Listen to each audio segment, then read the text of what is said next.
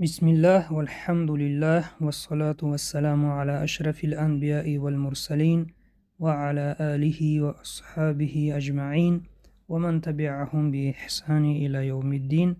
السلام عليكم ورحمة الله وبركاته. دوستان عزیز، درس تجوید را از کتاب تجوید نوین دوام می‌دهیم و درس امروزه این مخرج حرف ها و می‌گذاریم به مخرج چهارم. این لب ها می باشد. از این مخرج حرف های ف، واو، ب و میم می براید. یعنی از مخرج لب ها 4 حرف می برآمده است. یکم حرف ف. مخرج حرف ف نوک دندان های پیش بالا به مابین لب پایان می رسد. ببینید دوستان، در صورت نوک دندان های پیش بالا به قسم داخلی لب پایان می رسد. اف، اف. مثال ها رو می خونیم. ف، فی، فو. اف، اف، اوف. توفى، يتوفى.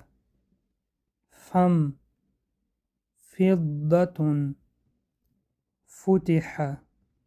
فارق، فيل. فولة. فور، فوز. فكر، زفر. كفل، نفر. فلفل، نوفل. افتتن، يفتتن.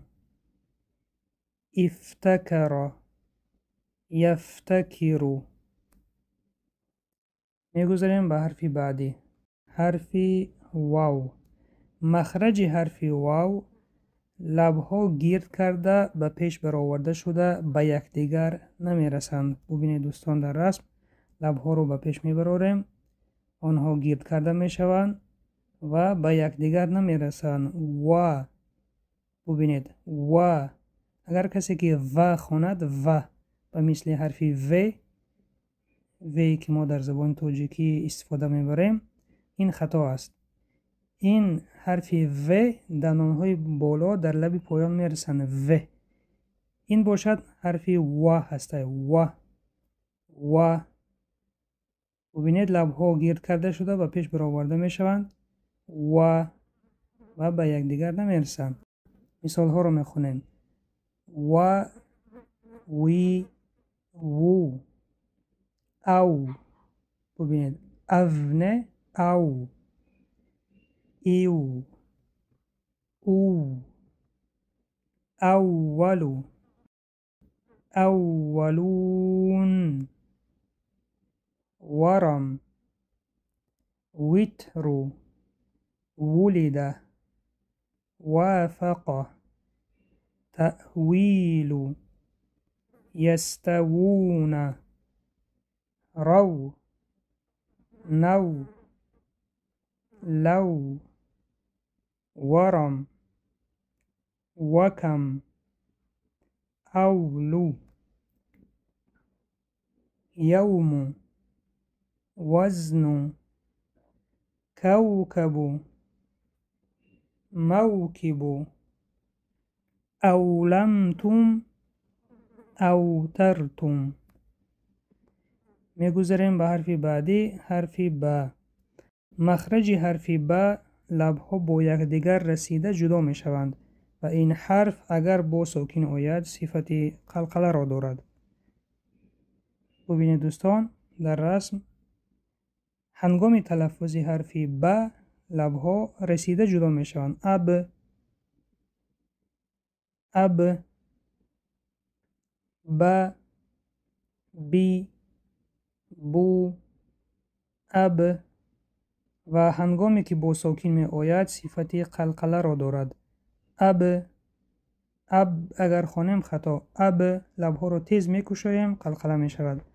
اب، إب أب تبع تتبع بيت بنت بني بار يبور يبيع ابن بين ريب زينب بربر بيرم منبر بأمرين ببيتين منبرين مبرمين زینبین.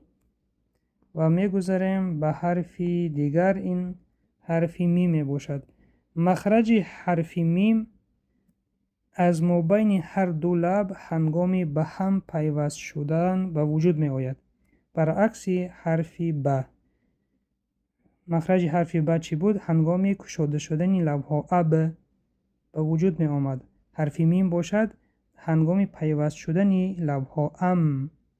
لبها را نمی کشیم. اگر ام گفته کشویم خطا می شود. ام تمام لبها می رسند و مخرج این حرف اینجا می باشد، رسیدن لبها. اگر ام گفته لبها را کشویم صفت قلقله دهیم این خطا می شود. مثال ها را می خونیم. ما می مو ام. ببینید ام اگر خونیم لبها را کشویم خطا می شود. ام این از طرز درست خواندن، لبها را نمی کشویم. ام امون امر مر میر مور مارس مورس میراث مز رم امرو امرو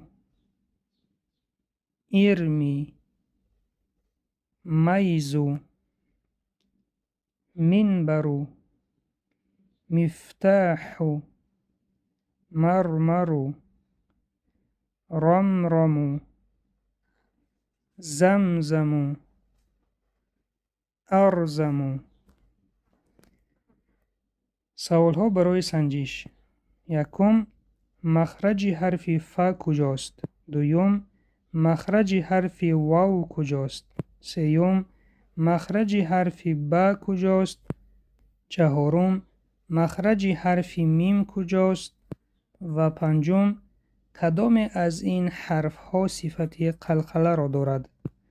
وظیفه خانگی: مثال های حرف های گذشته را حداقل 3 مراتب خوانید و جای های اساسی آن را در دفتر کاری خود نویسید.